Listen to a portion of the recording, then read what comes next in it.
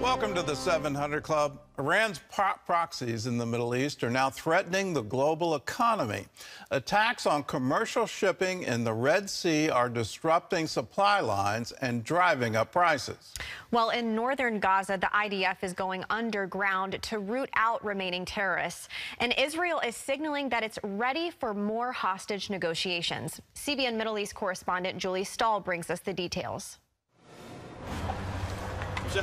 Israeli Defense Minister Yoav Gallant says troops are going into Hamas tunnels in northern Gaza to clean out what remains of the terrorists there. It's Fona Retzua. In the north of the Gaza Strip, the activity is focused on the final clearing of the area in Gaza and going underground to in-depth tunnels, where we have found a very large cache of all sorts and significance, which will be revealed to the public. The IDF says it's uncovered some 1,500 tunnel shafts and underground passages since the beginning of the war, and most of them have been found under schools, hospitals, mosques, and United Nations facilities. The IDF released video of the interrogation of Ahmed Kahalot, director of the Kamal Adwan Hospital in Jabalia. He describes how Hamas uses hospitals for military purposes, has offices, and hides there because they feel it's safe that Israel won't bomb them.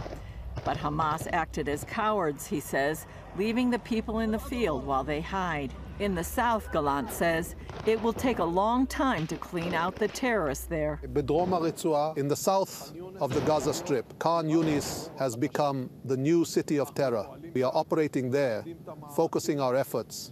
There's an action that will take place in various stages. It will take months until we reach our goals. Meanwhile, President Herzog says Israel is ready for another hostage deal. Israel is ready for another humanitarian pause and additional humanitarian aid in order to enable the release of hostages. The responsibility lies fully with Sinwar and the leadership of Hamas. Islamic Jihad released a video showing 2 male hostages. That follows a Hamas video of 3 male hostages the day before, giving hope that the remaining more than 100 hostages, including women and 2 children, are still alive. Meanwhile, Iranian-backed Houthi rebels are ramping up their attacks on commercial ships in the Red Sea trade route as nations band together to address the challenge. I think it's important to put it a little bit in perspective. Some 6 countries border the Red Sea. The Red Sea is a conduit for 10 to 15% of all global trade, 8% of global grain trade, and 12% of global seaborne oil trade. Of this total Red Sea trade, Greek, Chinese, Japanese, and German-owned vessels make up 40 to 50% of transits. All that underscores the dependence that these economies have around the world on the strategic trade. The route allows ships carrying oil and imported goods from Asia to cut through the Suez Canal, taking weeks off the trip to Europe and saving millions in shipping costs. Some of the world's largest shipping companies have already begun diverting their ships from the area, causing delays and higher prices. National Security Council spokesman John Kirby says there's going to be a lot of naval hardware in the Red Sea to counter the threats. Bottom line is, these attacks have to stop. They need to stop. They're unacceptable. The United States, our allies and our partners, will do what we have to do to counter these threats and to protect these ships. Kirby says it's clear that Iran is behind the attacks. They are certainly providing the means, the tools, the capabilities, the weapons through which the Houthis are conducting these attacks. The Houthis may be pulling the trigger, but as I've said, Iran's giving them the guns. Julie Stahl, CBN News, Jerusalem. Well, Iran is definitely behind these attacks, and they're using proxies to do it because they don't want to involve themselves directly in the war. They're definitely afraid of the retaliation that could come.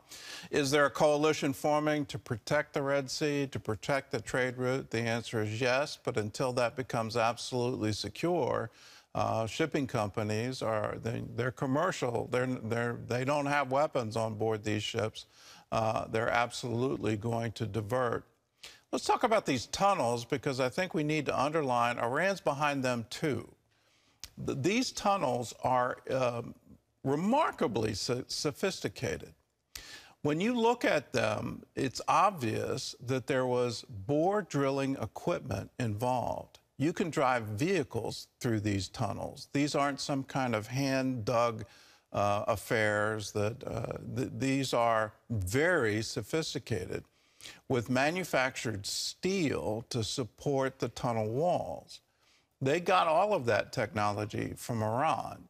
Now, it's 50 meters below the surface. That is lower. That's 160 feet. The New York subway system isn't that low. It's there for bomb-proofing. It's there to make sure that it can survive. And it was done with the full knowledge of the hospitals where the entrances are, the UN facilities where the entrances are. You can't have this kind of bore drilling equipment show up and do its work without everyone around it knowing exactly what's going on. Now, that's a war crime. Underline that when you hear of any war crimes by Israel, what Hamas has constructed here is a very sophisticated network of command and control and distribution underneath Gaza. And they have been specific that the entrances and exits are around hospitals, around schools, around UN relief agencies. These are all war crimes. They're using civilians as cover, civilian buildings as cover for their terrorist activities. Well, anti-Israel bias continues to rage, especially among many in the Western media. And that bias is giving Hamas an edge in the crucial war for public opinion. Dale Hurd reports. Israel's version of Saturday Night Live lampoons the BBC for what some say has been one-sided coverage of the war with Hamas. Israel has bombed a hospital, killing hundreds of innocent people. More. Much better. Good evening, Rachel, from the illegal colony of Tel Aviv. Funny, perhaps, and yet in the real world, widespread anti-Israel news coverage is shaping world opinion and government policies. The war between Israel and Hamas is raging not only within Gaza, but also in newsrooms. And it's a media war many would say Hamas is winning. Some major news organizations have been treating the only democracy in the Middle East as equal to or worse than Hamas, an internationally designated terrorist group that massacred innocent Israelis. And some have gotten into trouble by accepting as fact information put out by Hamas. Gil Hoffman is executive director of Honest Reporting, a pro-Israel media watchdog.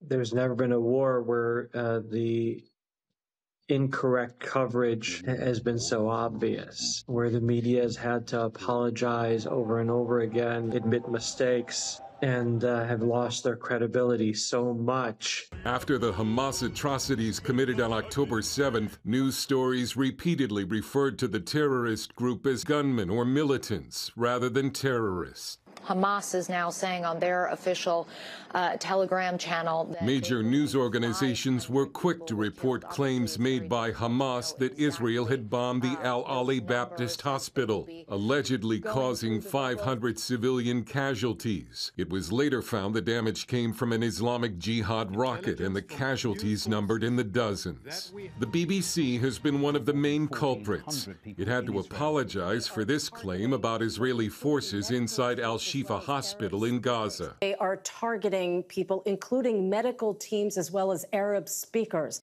The BBC later called it a misquote. This was incorrect and misquoted a Reuters report. This past summer, the BBC was forced to apologize when an interviewer said this to former Israeli Prime Minister Naftali Bennett. The Israeli forces are happy to kill children. The BBC was also forced to remove several Middle East reporters from the air after they posted on social media their support for the atrocities committed on October 7th.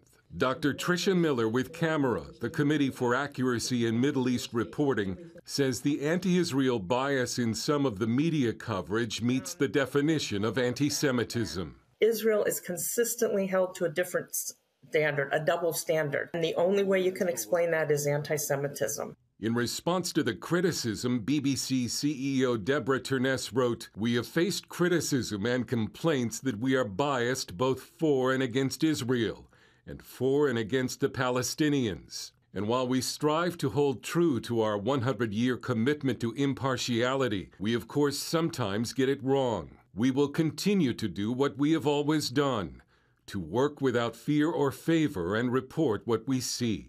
However, news coverage doesn't occur in a vacuum, and biased coverage against Israel has had an effect. Dale Hurd, CBN News. Please get yourself forewarned and forearmed against this kind of biased coverage, because it seems to be everywhere. We're just focused on, in that story, on what I would call mainstream news media. But just imagine what's happening on TikTok, on Instagram, on these social media platforms.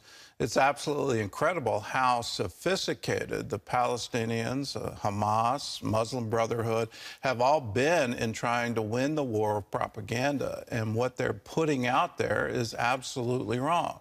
Here's just one example where, you know, that rocket attack supposedly from Israel, it actually came from Hamas against that hospital, and 500 reported dead, and all of that was absolutely untrue. We're now seeing the reports, instead of saying, well, the Gaza Ministry of Health says it, they've now morphed into the Palestinian Ministry of Health as if somehow that's even more valid, or it's a different organization. It's the exact same people doing the exact same thing. They just renamed it and they're morphed it. Here's another thing to watch out for. I'm seeing from the New York Times. This is supposedly the newspaper of record in the United States of America. They're coming out with survey data showing that somehow President Biden is going to be at risk in the upcoming election because of his support for Israel. It's absolutely incredible that they would use that in order to drive our foreign policy and our stand for Israel. I think the surveys are quite clear. The U.S. public supports Israel. The U.S. public recognizes Israel as the only democracy in the Middle East, as our staunch ally for over 70 years. And why would you ever say the American public supports a terror group? It's absolutely incredible that you would do this, but that's the bias that they have. We have to call it for what it is. It is anti-Semitism. It is anti-Israel propaganda. What's behind it is a mystery to me, because it seems to be pervasive these days. Let us stand up to it, call it for what it is, and it is a lie.